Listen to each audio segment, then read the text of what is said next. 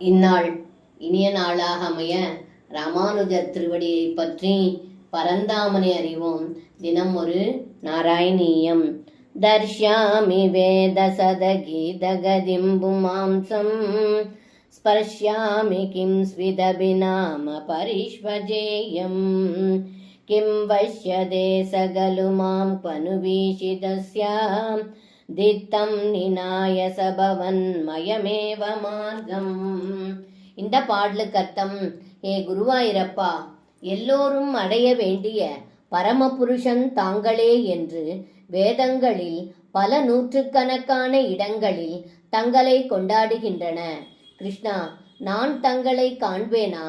தங்களுடன் உரையாடுவேனா? தங்களை தொடுவேனா? தங்களை கட்டி தழுவிக் கொள்வேனா? தாங்கள் என்னை வரவேற்று அக்ரூரரே என்று அழைத்து உபசரிப்பீரா?